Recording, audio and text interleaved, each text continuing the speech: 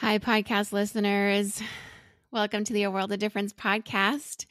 We have so many guests on this show making a difference in our lives, making a difference all around the world with the expertise that they bring. And yet so many of you are reaching out to me saying, you want more. It's not enough just what we're putting on these podcast episodes for you. And so I am here to extend a very warm welcome to you to our Difference Maker community, where you can join for as little as $5 a month to get all this extra content. Out the gate, you're going to get 30 plus minisodes of exclusive content not available for the regular podcast listeners, and an exclusive minisode every month. And you'll get exclusive voting power to help us pick podcast topics and more. And that's at our Changers tier. There's 3 different main tiers and then an extra larger tier. But whatever tier that you join at, you will be included in this extra content.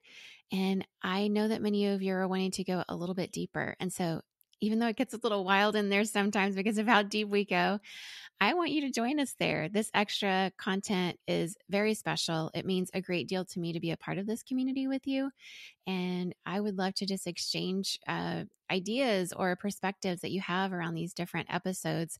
And that's the place where we do it. So please show up to our Difference Maker community. Give us $5 out of your pocket every month.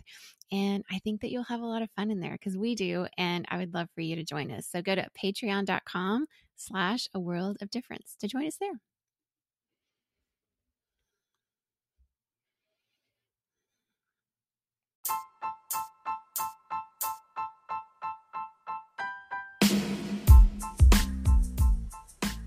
Welcome to the A World of Difference podcast. I'm your hostess, Lori Adams Brown, and you are listening to episode 28.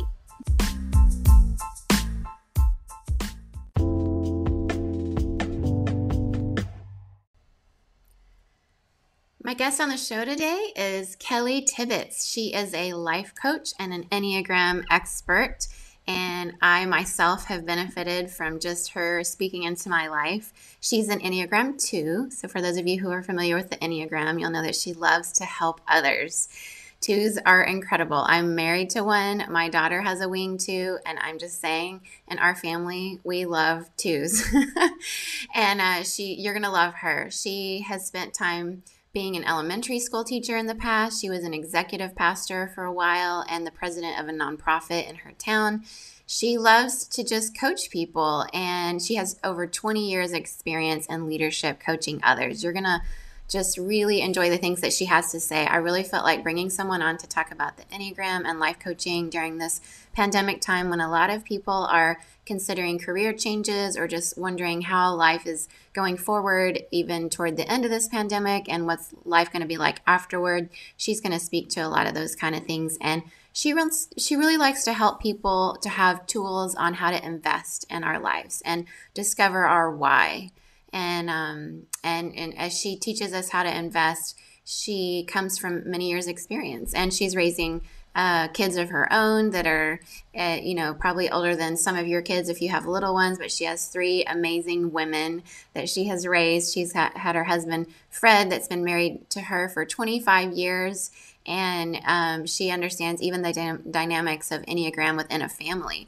So you're going to just love what she has to say. She has a podcast. If you want to check it out, we'll link it in the show notes. It's called Coaching with Kelly, where she interviews guests and shares tips and tools on how to invest emotionally, physically, spiritually in the season of life that you're in. You can find her on iTunes on podcasts. So welcome to today's show, Kelly Tibbits.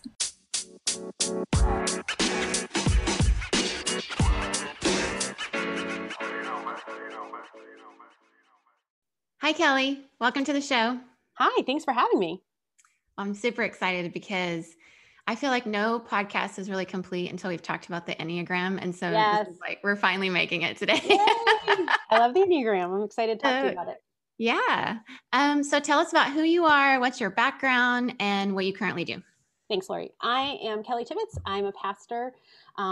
Actually, I just stopped being a pastor October 1st of 2020. So I was a pastor for 17 years, and now I'm a life coach. And my heartbeat around it is I feel like it's the same calling, the same anointing, that we are called to fulfill the message that Jesus shared, that he came to give us freedom. And I think freedom is found when we live in our identity in Christ. And so the reason I'm an Enneagram coach is the Enneagram helps us understand our personality, our why we think, feel, and do what we do. And when that's aligned with Christ, it is beautiful, gives us a superpower. But when it's not aligned with Christ, we end up leading out of sort of our ego and that sin side of who we are. And so I just want to use the gifts that God's given me of 20 years of leadership to help people understand their why. And so that's why I'm excited to meet with you. That's awesome.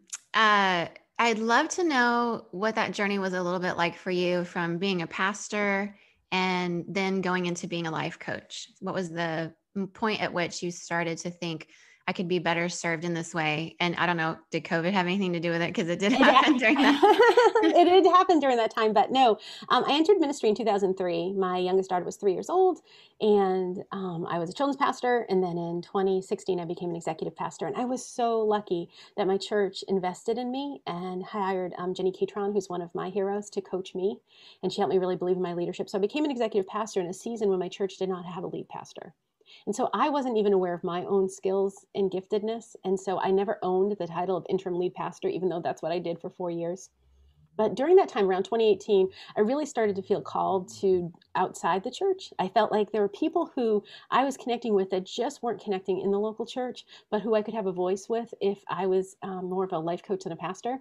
And then, in the middle of COVID, the role that I was in ended. We brought on a new interim lead pastor, and I was freed up October 1st to take all my energy, all my strength, and invested into this company.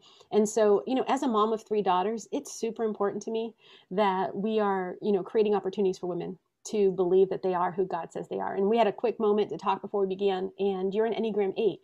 And that's the Enneagram number that for people who are men often allow them to step right into leadership. People notice that outward aggressive energy and follow. But sometimes for women in the church world, it's actually a bit of a struggle. And so if we want to go through the Enneagram numbers, we can. But how has it been for you to be an 8? It's sometimes hard for women to lead out of that aggressive, future-focused energy when there's not a lot of mentors around to sort of encourage that. Yes, I would say being an Enneagram 8 woman in the Western church in the United States in 2020, 2021 has probably been a very classic case for me. Okay. Yeah. And I haven't had women at higher levels of leadership than me that can mentor me. And also because I'm 45. And so even some of the women around are younger and have had less, years experience in the workforce and in ministry in general. So that's also tricky. And then, things like the Billy Graham rule and different things like that also make it tricky as well. So, I think I have been honored to be put in a position where people have seen my leadership, but at the same time, there's always, trying to know how to come across in a way where you realize that there are probably stereotypes around how we see men and women, me included. I do the same thing sometimes. Whereas when we see a man being strong and being an 8, it seems normal and typical for what we think of as masculinity, I think in the United States in particular. But when we see that in a woman, it often has a lot of negatives associated with it. And not just in the church, but in secular society in the US. So ambition is bad, aspiration's bad. If you have a certain tone, a man could have the same tone and be seen as like fighting for something, and that's good. But a woman is like, why aren't you being nice? You're being unkind. You're being disrespectful. So it's all those things. I have a lot to work on, which I love the Enneagram for that reason. So I, in the agency that I worked with overseas for 20 years, we were big on Myers-Briggs in the beginning, especially. So I really loved as a team leader looking at everybody's Myers-Briggs on my team. And I would write up things for people like, here's how your interaction is with these people. And here's where your strengths are. Here's where we could use you on the team. I really love tailor making things for people. And as an 8, I love my people and I want to protect them and I want to do all those things for them. But when the Enneagram came out and became more, prominent, one of the things I love about it is how it teaches you how to be healthy and what you do when you're unhealthy. Right. So we have a joke in my family, and this is not a political statement at all, but that when mommy's in a bad mood or she's not healthy or she's not doing well, she's Donald Trump. Not in any of his good moments, in all of his bad moments, but also when my best moments happen, I'm more of like the Martin Luther King Jr., and we really respect him. And so I think the Enneagram has been helpful for me as an 8 to know this is what I have to work on, which is where I can come across this way and knowing that I'm perceived that way. But at times it messes with my head. Like, am I holding myself back because I'm afraid I'm going to be seen that way? And I don't want to be seen that way. But you have an 8 in your life, so you know what I'm talking about. I do. And that's why I love the Enneagram is it transformed my marriage first, and then my adult children. I have 3 adult children. They're all daughters. And my husband and I are, he's a 6 and I'm a 2. And so there's 3 types of energy in the Enneagram. There's compliant energy, which are the Enneagram 1s, 2s, and 6s. And we're able to move. And, if the energy needs to rise, we can do it. And if the energy needs to be more withdrawn, we can do it. And then Enneagrams 4, 5, and 9, they have more of a withdrawn energy. They're really good at looking backwards. They have a lot of wisdom and discernment when they're healthy. And then 3, 7s, and 8s, they have more of a future focused, aggressive energy. And again, in the church especially, aggressive energy is often seen as like a good thing in a male leader, and sometimes in a female leader is seen as something that's not appropriate. And so that's one of the things we get to claim is like aggressive energy means when there is a passion and a purpose put in your heart by God, you've been given the energy to move that forward. And so as a mom of an Enneagram 8 female, like I love that we get to speak that over this next generation. But it does help when we're leading teams to understand people have different energy. And so you Yeah. probably noticed that. You said your husband's a 2, you're Yeah. an 8. Different energy levels, right? You Yep. just in general have more energy and it's more aggressive, and his is more compliant. It's more present focused. Yours is more future focused. And so the beauty is when you can have a team. And I love it for the same reason you do. As an executive pastor, I spend a lot of time learning strength finders, Myers-Briggs, and Enneagram, and really helping my people understand themselves and then being able to understand each other. But I think the Enneagram is one of the best things for families. You have 3 growing adult children. For each of the 5 of you to understand your why you think, feel, and do life the way you do, and why the others are different, not better or worse, just different, allows families to have incredible grace for each other. So that energy is just one component of the Enneagram, and there's many different ways that it really impacts our relationship to understand the different triads. I love it. There's so many things. The Enneagram is so deep, and that's why I really enjoy it. I get the Ennea thought for the day, and I Yes. have a wing, so I have a 7 wing. So I read both the 8 and the 7 every day. It's really helpful. And my kids I know what their numbers are. So we have a 5 and a 4. So what you were saying that they're Withdrawn similar in energy. terms of, which the pandemic has been, kind of good for them in some ways because they're also introverted. But everybody struggled during the pandemic. But then I have a daughter who's a 3, and she is all 3. So she and I have similar energy in that way. My husband's a wing 3, so he can be very energetic too, and he's based out of his wing. And she's a wing 2, so she can be helpful. Yeah. And then my oldest boy is a 5 wing 4, and then my middle son is a 4 wing 5. So they both share those together, which is kind of nice. It is nice. But yeah, all those dynamics, I think we've kind of poured into more this year. I think a family can be such a great example of a team. I mean, families should be the best team. It should be fun. It should be where everybody's known and seen. And it's like, oh, you're headed to unhealthy as a 2 because now you're upset that no one's helping you, but we didn't realize we were supposed to. And you had these expectations. But when you're healthy, you're awesome. And we love having, the way you contribute to our family and the way this team works well. And, 3s can go a little overboard on some things sometimes, and my daughter, she's wonderful. But pandemic can be stressful for everyone, especially if you're a social 3 and you're not seeing anyone and just turned 13. Right. And one of the reasons I'm passionate about the Enneagram right now is the fact that we deal with stress in 3 different styles. There's people who deal with relational attachment. There are people who deal by being frustrated, and people who feel rejected. And so this might even help you in your family. So Enneagrams 1, 4, and 7. The 1 is the perfectionist, the improver. The 4 is, often able to handle melancholy, lamenting, those psalms of understanding that God gave us the whole feeling wheel, but in America, we kind of stay on one side. I love that you've had experience outside of America of the church, so you see the beauty of what God created. And our 4s are able to really sit and be present with people as they process all their feelings. And then the 7s, of course, are the enthusiasts, and they're able to just bring joy, again, when they're in their healthy place. But one of the things that was helpful, I have an Enneagram 7 in my family, and 1s, 4s, and 7s, when they get past capacity, and I think that's what COVID did for all of us, it moved us past capacity, they get frustrated. They get frustrated with themselves. They get frustrated with their people.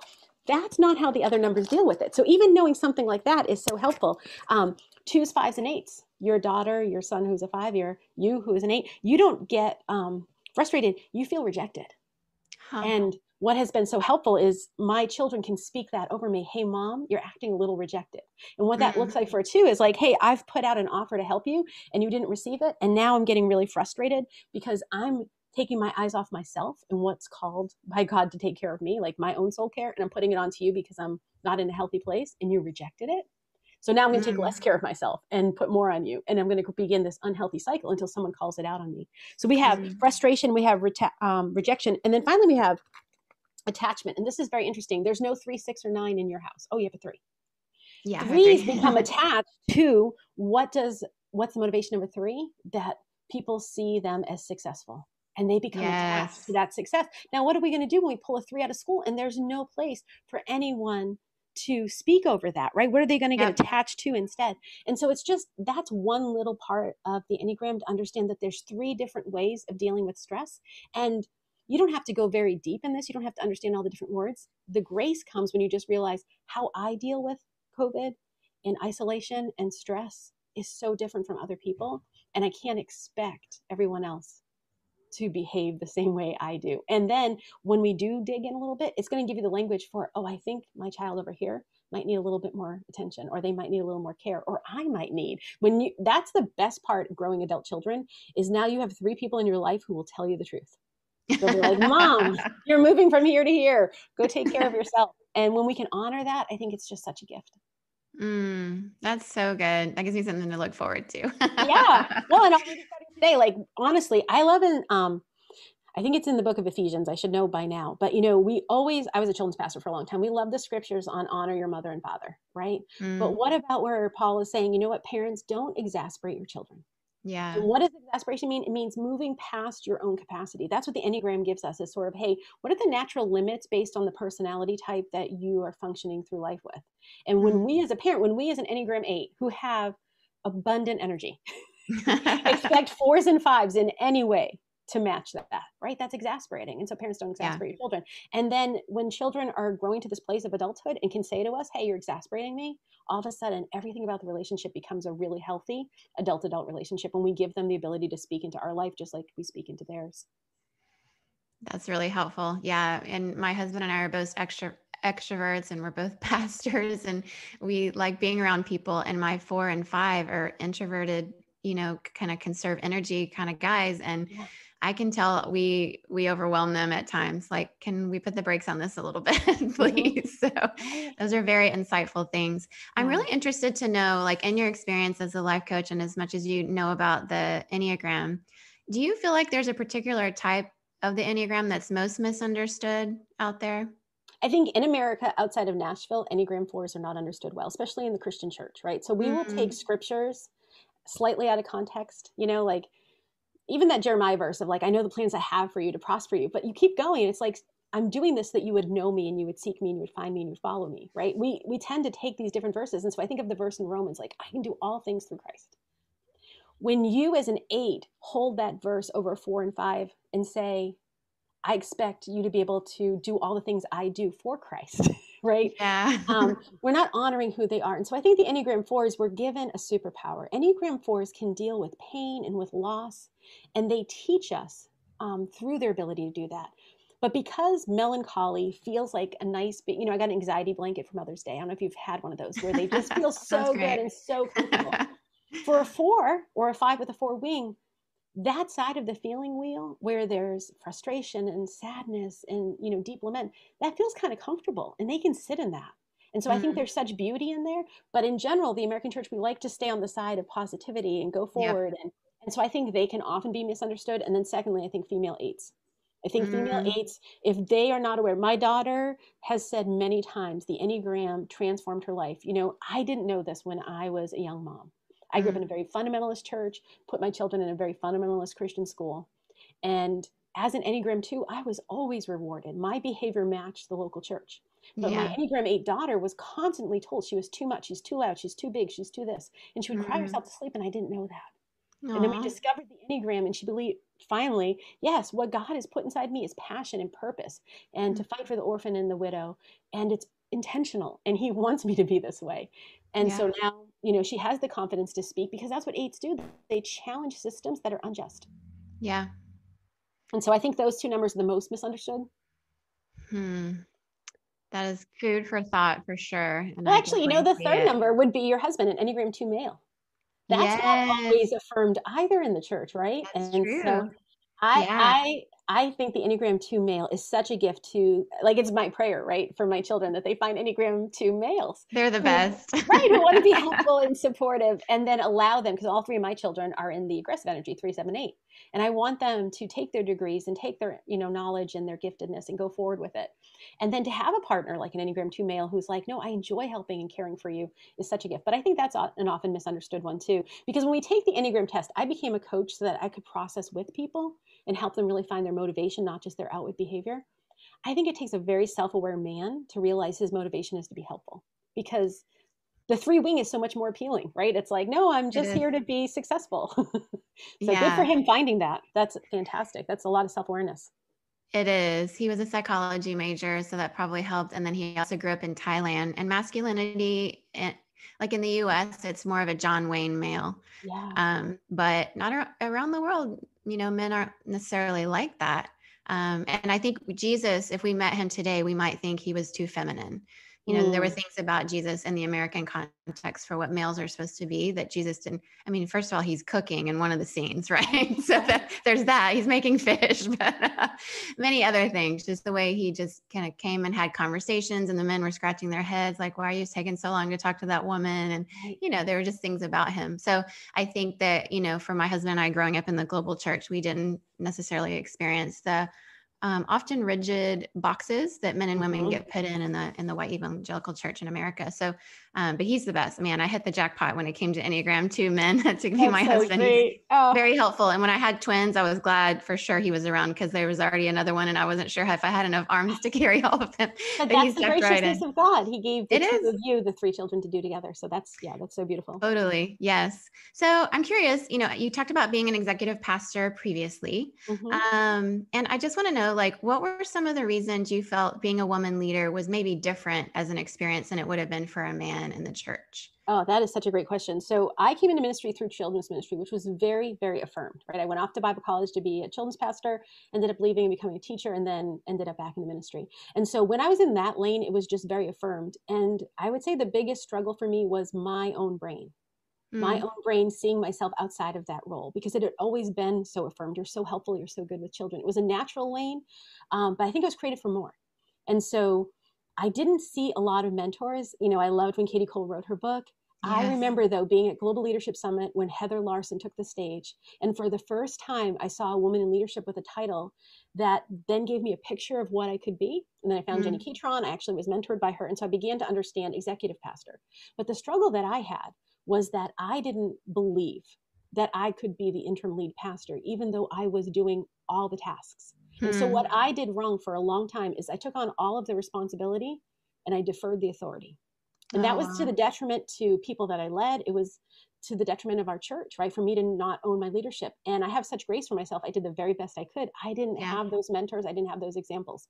And it Mm, took till about the middle of COVID when I mm. finally believed in my own authority. And by Wow. then, I think I had been delaying the process for so long that it was just easier for our church to hire somebody who was a male, right? And Yeah. so he came on, I stepped off, and I'm so very thankful. When I made my 2020 list of the best things that happened, leaving Harbor was the best thing for me, because it allowed me to take all my energy and invest it into this next season.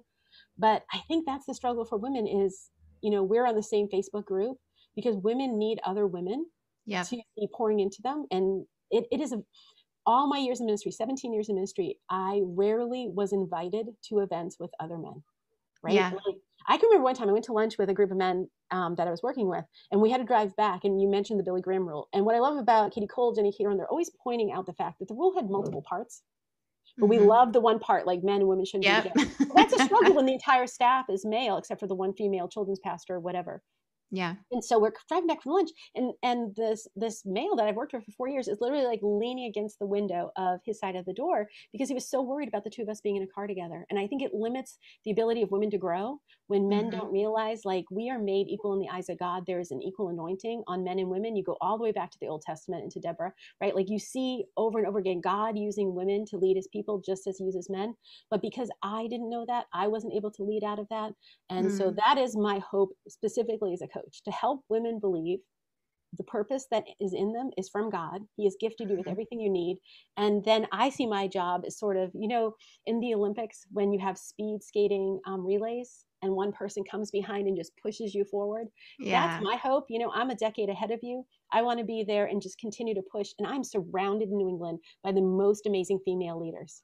And I am thrilled that one of the things God's allowing me to do is stand behind them, speak life over them, and push them forward. And, when I look back, who were my mentors? I had Joyce Meyer, Christine Kane, and Beth Moore. I had three amazing women who were writing, who were preaching. But I think the church is about to change. I think God is doing this new thing, and he's Yep. opening it up to, podcasts and church at home. Chelsea Smith, she's one of my favorites. I think Brooke Ligwart. I think women today are just surrounded by amazing female leaders. And so that's my hope for the church, is that men and women will stand side by side, Enneagram 2 males with Enneagram 8 females, and live out the giftedness God gave them and not have to use the behaviors that are just not natural to us, and that's what I think a lot of women think they're twos, because there's so much pressure to be twos. And Yep. that's my hope, is that women will hear podcasts like this and say, no, I'm going to figure out how God wired me, and I'm going to walk in his strength, and I'm going to bring around me a community where we can speak life over each other, full of men and women. Yeah, I love it. I think of oftentimes when I, read the list of famous people who are Enneagram 8s, and, Dr. King is always in the list. And I think, what if he had never leaned into his Enneagram 8ness? Mm-hmm. Our world, not just the United States, but our world would be different. Like, Mm-hmm. he led the way, and he was ultimately killed for it, right? It's not a popular thing when God asked you to challenge the status quo. But it would be a shame if the Enneagram 8 women all left the church because the church couldn't handle what God was doing through them. And yet at the same time, there's a role outside the church to still be making a difference. And so that's where I think a lot of the Enneagram 8 women are probably along with me. We see things. I'm never satisfied with everything that goes on in the church. I'm always seeing the what's not happening, the like, how can we do more and how can we be better? Yeah. That's your future focused energy, right? Like when you're at your healthiest, that's so fun for you, is to just dream and to challenge status quo and also to defend your people. I love that you know that about yourself. So you're very self aware, which is what's going to make it something that, yeah, it might come to a point where you realize, okay, the church is all of us, right? It's less about the building and more about whatever platform and anointing God's given you to reach your people. But that is my hope for the Enneagram 8 women. I can't help but believe God is raising up a generation, because everywhere I look, I see you. I see all of you fighting for, children. Two of my very dear friends that are leaders in New England, one is fighting against sex trafficking, and one is in the inner city helping children remember, you know what, you're made by God. I'm sorry you're home right now and you're not getting the education you need, but your church is going to stand here. We're going to point you to resources. We're going to be here for you. And that's the power that comes from, from God saying, hey, this is why I'm gifting you with this personality type. You're going to need it. I prepared in advance something for you to do, and I'm your strength. And now you don't even have to be alone. Thanks to the internet, thanks to podcasts, like you can find your people, thanks to groups like Ministry Chick, right? So it's pretty exciting. Yes. Yeah. And I would say 2020 had a gift for us in that way. Yeah. We stopped commuting, long commutes. Bay Area had very long I can commutes. imagine that. Yeah. We stopped. Yeah. All my kids who were scouting, that's suddenly on Zoom, which is lame. Nobody wants to do scouting on Zoom, but there's no campouts. You're not running around to soccer games and all those things, but we suddenly were able to connect even more with some of the women leaders. And I certainly have discovered more Enneagram 8 women of faith leading during the season, and they've mentored me just by watching their videos and following them on Instagram and things like that. It's been a real encouragement to me just to be like, it's okay to be who God's made you to be. And I hope we all get to a place where we feel more like that, which, once again, thanks to the Enneagram for showing us what it means to be healthy versions of ourselves. We all need that now and always. Right. So one question along the lines of as you're coaching women, how would you coach a woman who maybe feels compelled by God to lead in the church, but is really afraid of that backlash that can come from both men and women sometimes for being seen as ambitious or aspirational or even disrespectful when they are outspoken in a meeting? I know. And that's what's hard, right? I mean, there's so many statistics that say a woman might interrupt someone else like once or twice, but when they leave the meeting and ask people will notice those once or twice interruptions and think it happened 5 or 10 times. They might be interrupted by a man and no one would notice. I don't know how many meetings you've sat through. Once I became aware of this, I noticed it all the time, that often a female voice will offer an idea. It'll appear that nobody has heard it. A few minutes later, a different male voice will say it. It'll be affirmed. And so I think part of it is find a community, because you need to not do this alone, right? It's not unique to the church world. We're just experiencing it perhaps a little later. But you can look at Ruth Bader Ginsburg, right? How Yep. brilliant she was and how hard she had to fight for where she Yep. got to. Sandra Day O'Connor, how hard it was for her to fight. Mm-hmm. The first female police officers. I have friends who were in the military and had to fight some of those, barriers back in the 80s. Yeah. I think there has been a long history of women having to find other people to affirm their leadership. But most importantly, you need to be able to spend time with God every day and hear him speak over you. The word he gave me in 2016 before I knew I was going to become an executive pastor was brave. And I remember the song that, helped bring that word out of me. And it says that you make me brave, right? Like if God put that leadership in you, expect the battle. Expect that people are going to speak over you. One thing that I can say, being 20 years in ministry, is often the person that you are supposed to move the kingdom forward with is often the person that you have the hardest time understanding and hearing each other. And so a prayer that I would often pray is like, God, show me their heart. And often those people that are speaking that over you may be feeling that about themselves. And it doesn't mean you allow disrespect. You need to call it out. You need to be able to own your leadership. I think job descriptions are super important. Women tend to, I have known so many female pastors, this one in particular in the church I became a children's pastor in. She was the associate, the youth pastor, and the children's pastor. When she left, they replaced her with 2.5 people. Like a job description with clarity and hours allocated is important. A group, a community that helps affirm you. And then the ability to have hard conversations. One of the things I learned as I was leaving my role as executive pastor is if I could identify something enough to have a conversation with somebody else, I needed to have that conversation first with the person. Yeah. And oftentimes, just because someone isn't aware they're being disrespectful doesn't mean they don't need to stop it. They need to stop it. You need to have the conversation with them. Are they going to be open and receptive to you? Perhaps not. Perhaps their brain can't even understand why you're bringing this up, but you still need to have the conversation, and you need to be surrounded by people who help you prepare and believe in your leadership. Because if you're in leadership, God put you there. You're supposed to be there. Now you just need to find the people that can help your brain when it offers a thought like, maybe you shouldn't do this, go do something else, to be able to say, no, I know that I'm supposed to be here for this time. Here are my people who I can have honest conversations with. Every church leader should have friends outside their church. Yeah. They should have someone who's mentoring them and someone they're mentoring, because you can't have all these conversations within the church. You can't have them with just your spouse, right? Because I'm sure your husband's like my husband, where multiple times I'd come and say, oh, this person was disrespectful or they didn't honor me. And he would just be like, I don't really want you to be there. It's so hard for me to watch them treat you that way. It's hard to watch. Yeah. Yep. But what I promise you is that the uncomfortable and hard things of life, they grow you. You'll look back, like I look back at the things that made me cry in 2003 when I became a children's pastor, and I just laugh, right? And that was such an easy conversation, but I couldn't have gotten to where I got to without every single hard piece that I walked through. So believe that God called you there. Know in advance it's going to be hard, but you can do hard things, and find a community that spurs you on. That's good advice. Yeah. And if you could speak to the men that are listening and they're a part of the church, my listeners are all over the world and all different religions, and some with no religion at all that are listening to this. But particularly if we could take a moment and talk to men in the church in the United States in particular, I would say, what is it that they need to understand about women in the church in order to be more understanding and supportive? And even though they don't notice when a woman talks and no one pays attention, but they pay attention when a man says the same thing later. Maybe that's too much to ask, but what in particular would be good for them to know to be supportive? Well, let's start at the beginning. You're a mom of men and women, right? You're growing men and women. I have a brother. I have, people in my life that I think of like a brother. And so I think it goes back to that.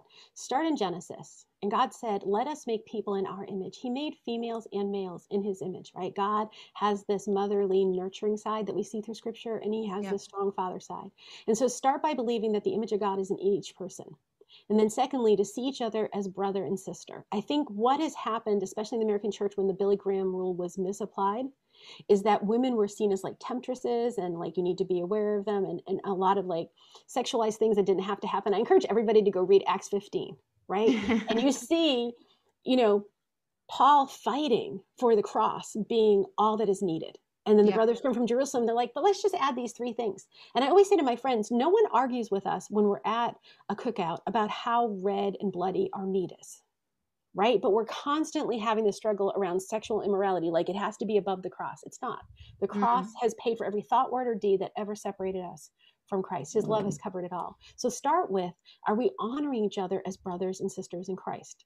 Yeah. And then you have to even take a step back. Maybe the struggle is, when we're called to love our neighbor as ourselves, are we receiving the love of God so that we can love others? And so the work is starting with you and you and your relationship with Christ, and then seeing your brothers and sisters in ministry as that, as co-laborers in Christ. And then being willing to have a growth mindset and a mentor, an accountability person. You know, if you're a friend at work and you are different sexes, go to lunch in a place together and have these conversations. Is there anything I said or did this week that was dishonoring? Because I don't want to continue that. It has to come from your heart. The hardest thing we've learned, right, is Young Life taught us this. You have to earn the right to be heard. Mm. And part of that is the hard work that those of us who are the first leading, as I was the first female pastor and first elder in my church, and I was Wow. part of a movement that didn't really see women in ministry as appropriate, right? There was a scripture that they and I disagreed on. And Yeah, I have complete empathy and love for every one of my brothers and sisters who didn't agree with me being in ministry, because I believed that once. of course. Yeah. But God has shown me through this season of my life that no, women are called to ministry. A funny story about that is we had gone to the church where I became a pastor when my daughter was in preschool. It was the same church. And there was that female pastor who was replaced by 3 people. And I told my husband, he loved the church. I can't go here. Females can't be pastors. And there we came back when they had a male associate pastor. I ended up getting called to ministry. And the first Sunday I ever preached there, I thought about this circle that had happened. But the only way God was able to move is I was able to have a growth mindset. And a growth mindset says, I don't know everything. Yeah. And that might be the work for our brothers and sisters around the church to say, God, if there's something that I'm thinking that is my own knowledge and it's not your wisdom, can you help open my eyes to it, right? When we trust in the Lord with all our heart and we lean not in our own understanding, but in all our ways acknowledge him, that's when he directs our path to these new places where this is what he's doing, right? He is doing a new thing around the world. And anyone who's listening to this podcast, I don't think it's by accident. Yeah. This might be the day where you can go to God and say, am I holding on to something that you're not asking me to hold on to? And we Mm. have scripture as a place to look back. When Peter was struggling with, God, I would never eat this food that you're Yeah. asking me to eat. Our brains cannot always comprehend God because we are not God. And he is doing a new thing. And so be open to that. Find those relationships that will encourage you to have conversations about things that you are 100% sure on, and maybe you're not correct, because we Yeah. all have that, right? Like, what was something you believed as a parent of a newborn? I remember being such a judgmental person before I had children, right? Oh, I was totally. like, those people don't know what they're doing. And then I had my own children, and all of a sudden I realized, man, I thought a lot of things were true that just weren't true. Yep. that's Totally. that's emotional adulthood, right? Is being able to say, not everything I think is true. Can I find a community where I'm open to having hard conversations and just taking out my own thoughts and looking at them and saying, God, if there's anything here that needs to be let go for this year, give me the wisdom and the courage to do so. That's so good. Yeah, we all have a lens. We have a lens that until the glasses are taken off and we become that parent and hold that baby in our arms that's not sleeping at all, and we're the last to judge all of a sudden, right? Or when Exactly we right. Yep. and it's, we I'll never understand what it means to be a man in ministry, a male pastor, a male Enneagram 8. Like none of those things will I ever understand. And so on the one hand, I could never expect someone else to understand what it's like to be a woman walking into Yeah. some of the rooms and meetings that we're involved in. And you just don't see when you don't see. But like you said, we can have a growth mindset. We can listen. We can be humble. We can say, I don't know everything. And it's in deep listening that I've learned some of the greatest things. I've learned languages. I mean, I've Yeah. learned, ways of thinking. I've learned to appreciate certain aspects of Muslim culture that had I never gone and listened deeply and understood all the reasons why, I never would have been enriched in the ways that I am. And I lived in Singapore for 10 years, where it's the most religiously diverse nation in the world. And you can have a surface level understanding of what certain religions and cultures are like. But until you're really there and you're eating meals with them and you're seeing their lives and you're going to their weddings and holding their babies and watching them interact, so suddenly the stereotypes float away because you see people and you get involved. And so I think that my hope for the church in the United States is for men and women to be more deeply involved and less afraid. Like you said, women seen as temptresses or women's bodies being seen as a threat.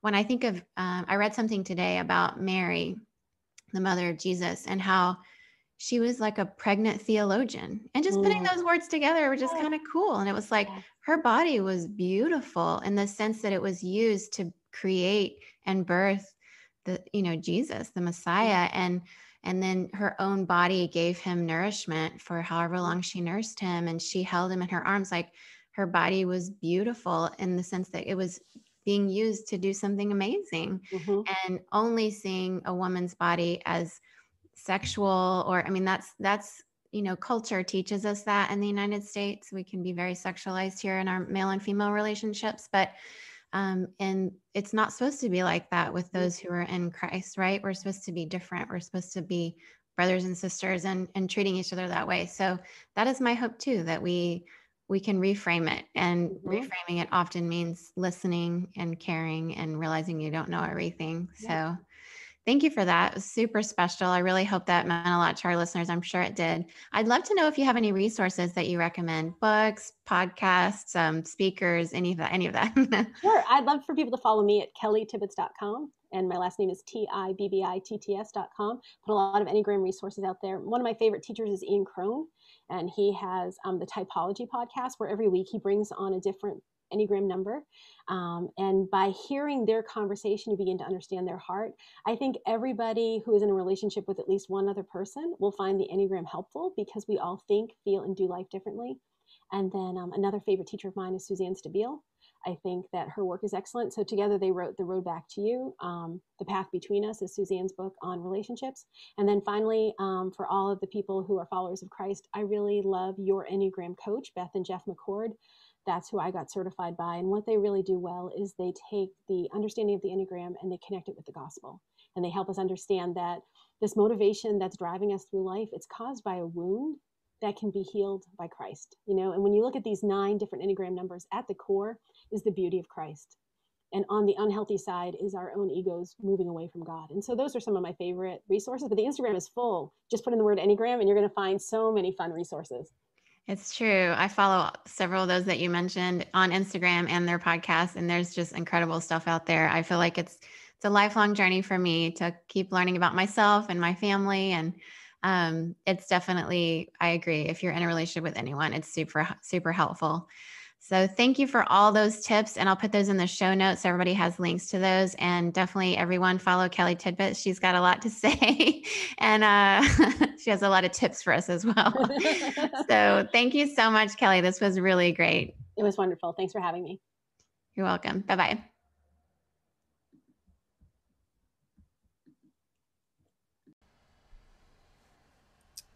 Well, I hope you're leaving this podcast after hearing Kelly Tibbits talk about the Enneagram and our lives and how God has made us to be the way that we're supposed to be, the way that God intentionally put these gifts and these personalities and these experiences in our lives for God's glory, for our flourishing, for flourishing of all those around us that we encounter.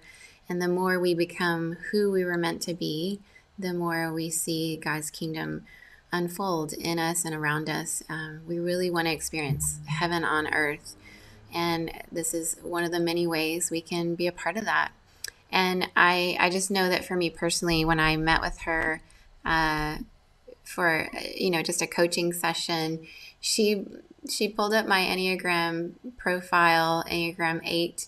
And for those of you who know what Enneagram 8 women go through, and especially white evangelical church spaces, sometimes we are afraid to be ourselves, or we don't want to come across the wrong way because of certain expectations and stereotypes of what we should be like as women, especially. And she had me read the top 5 words that are listed on my Enneagram type that just describe either a male or a female Enneagram 8, because there's no distinction there. And had me read those out loud and said, asked me the question if God made me to be those things. And I knew that God did, but I really had a hard time in that moment fully embracing that God wanted me to actually be these things. So, the list was assertive, self-confident, intense, big-hearted, and confrontational. And I find that I admire a lot of those characteristics in some really strong Christian men. Like, I think of Dr. King. He was an Enneagram 8, and I'm so grateful that he stepped into the 8 personality and type that God created him to be. Where would we be in the world without his fully embracing the confrontational and assertive parts of himself, the big-hearted parts of himself, the intensity, the self-confidence. We needed that 8 to lead us in the civil rights movement, and the world was forever changed.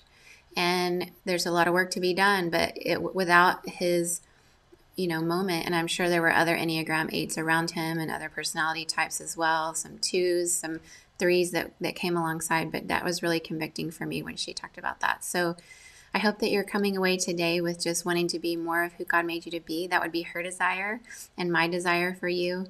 And as you sit in that for a little while over the next week, you will really enjoy next week's guest, which is Anna Morgan. She is the executive pastor at City Church in Chicago.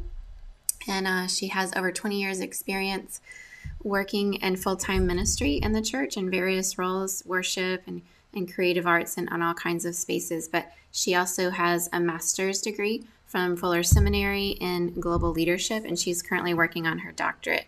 And she really is digging into some research in developing female leaders in the church space in particular. So she's going to share some of that with us and just her insights. And she's just really an amazing person just to get to know. So Anna Morgan next week. And in the meantime, everyone, just embrace who God made you to be, because that will free up not only you, but those around you to be who God made them to be too. And it sets a great example. So just be reminded that self-care and self-leadership is truly caring for others and leading others too. I need that reminder too. So sit on that this week, reflect on what Kelly Tibbits has told us, and check out her podcast for more Kelly Tibbits. You won't regret it. Bye, everyone.